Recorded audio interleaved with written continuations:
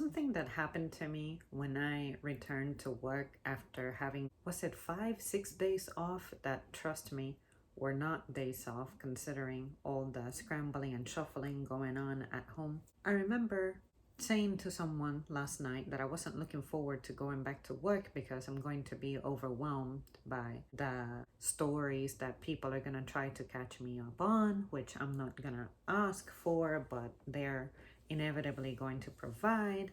And I'm not going to just tell them, shut the fuck up, I don't want to hear it. It's nice to be aware to a certain extent of what events have taken place, so that if something requires explanation of any sort, I'm at least somewhat on the loop. But inevitably, people will only want to tell you about the negative things that have happened. There's this particular coworker who was upset that she was by herself having to do work, which is what we go there for. It was because of a call out. I was a little annoyed because the individual saying these things and getting mad and irritated is the very person who I have expressed before tends to be that person who wants to get through work without really doing much work. This is a person who will spend time talking to people about nothing. They make it blatantly obvious that that's what they're doing.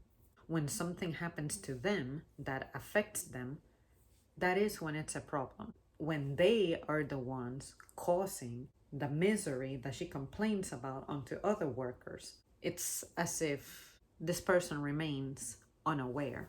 And I just find it crazy that you can be that detached, that oblivious, and still have the nerve to complain when you really don't have a place to complain. Personally, at least I'm grateful that I have gotten to the point where, sure, as I'm hearing it, I'm hating that I'm hearing it, but at least I'm not taking it as serious as I used to. I used to let that affect me, affect my mood. I used to be offended. Now I like to tell the story for the sake of letting you know, hey, this is why I have trouble bonding with a specific kind of person, blah, blah, blah. My stories are my stories. My life experience is my life experience. Some of you will relate, some of you won't relate.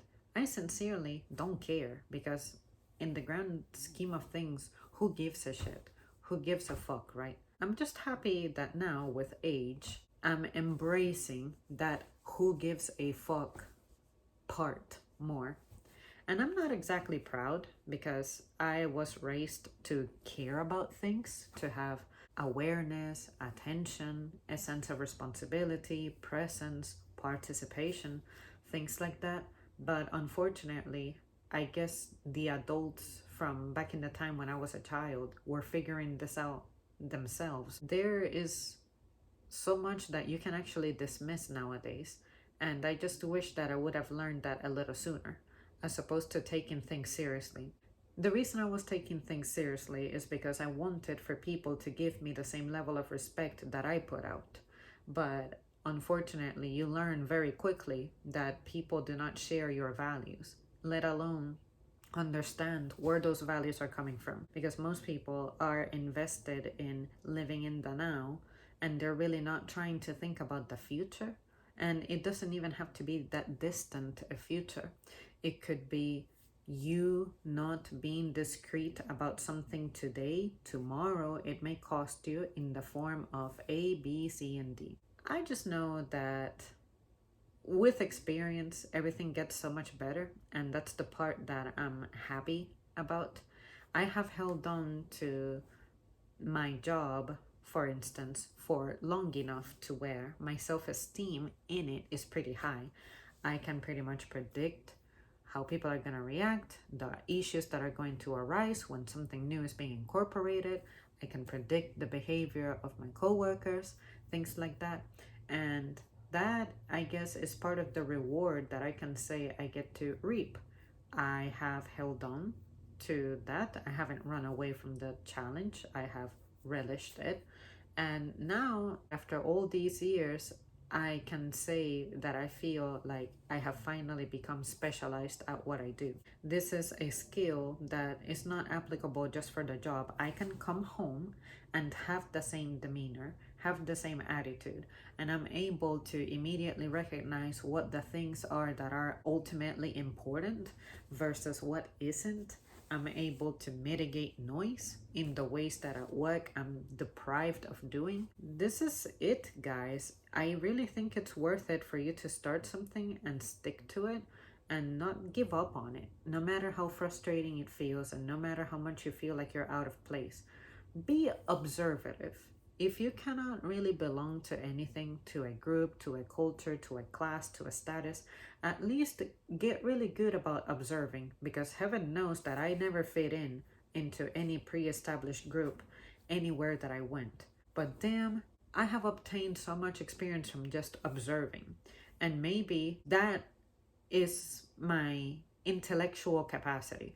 I'm not a reader. You guys know I don't fucking read. At least I'm reading the environment with my eyes, observing actions, patterns, behaviors, even listening to sounds. What words on a piece of paper do not give me, I'm picking up from my environment. It's just a different way of learning. I just want to continue this trend that I have of, sure, I am encountering enough adversity to where I'm not defeated by it, but I'm also not defined by it, but I am learning from it and getting better from it. Because I've been pretty frustrated. I don't have fun. I'm not having days off out of enjoyment. It's because, hey, real life is hitting me at the moment. And there's so much that I have to address, but stuff is still getting done. I feel pretty okay within reason. My health is not totally with me, but it's not like, oh my God, I'm not functioning in any way. And this reminds me of something that I watched on a channel a long time ago that I wish I remember the name of, but it's something that someone in my real life has always said anyway for the past 3 years that I have known this person, which is everything is going to be okay. Just don't worry about shit. Don't try to complicate it too much. But ultimately, everything is going to be okay. If you die with a degree, great. You died with the degree, but it's not going to follow you. I'm not gonna die with a degree. But guess what? We're going to experience the same state, which is at some point our time here is gonna be up. And at some point, you won't even be remembered anymore. So just chill the fuck out. Everything is going to be okay. Not everybody is going to make it to be remembered more than 2 or 3 generations. Don't try to compete with those who are remembered most often because they happen to be like historical figures. Whatever it is that you guys value, just don't focus on that. Let it go. Life is a whole lot more simpler and enjoyable if you learn to cut out the noise. Somebody is always trying to sell you something. Someone is always trying to persuade you to do something. Like these clown politicians trying to get your vote. And they're talking about things that they ain't gonna do. They have a background in law. As lawyers, they are literally trained to persuade people. The only difference between them and business people is businesses are actually showing you what it is that they want you to buy. They show you the product, they try to convince you why you need it, but the politicians are just using life lingo to get your sympathy and get you to vote and get you to give them power. Learn to recognize that. Learn to recognize manipulation. I'll never forget something that I said in one of my essays when I was in school. I always said, life is a psychological game and you need to learn how to tune out most of it. That's what it is. And I'm just glad that I'm going back to my roots in that regard, because I really haven't changed that much as a person. All that has changed about me is improvement. I'm running on like version 10 of version 1 that I started. And there's like a software update here and there, but at my core, I've been the same person. I used to be ashamed of some of it and regret some of it, especially the story of my parents, which you guys know I'm not going to bore you with, but I used to feel so much guilt and just overall sadness and that melancholy that always follows me. I like that I can now break from that a little bit for a little while and be like, sure, that is a great part of who I am, but it doesn't completely define me. And I think that once you recognize that, everything just falls in place. Well, there you guys have it. Nothing really specific. Thanks so much for tuning in. I definitely have some stories pending that I really want to get to telling before some details start getting a little foggy. But I just wanted to ramble in this way because I love that I'm well in tune with my environment to be able to predict exactly how shit is gonna go down. That has been a superpower that I have had since forever. But now, what I used to describe as a superpower, I look at it more as is so much fucking common sense because people make themselves very easily predictable. So, why would I not be able to trust what I'm gifted with, which is the art of observing? Damn. So anyway, I just thought I would put this out here. I'm looking forward to making a video about a little something that I have called out before, but that was some years ago. And I just love that I can recall this specific instance because it was very inspiring. Even though the person was being dumb, saying what they were saying, I love it when I can come back and present even more proof for me to defend something that I said, even if this person refused to get it and instead they try to turn it into their own damn thing.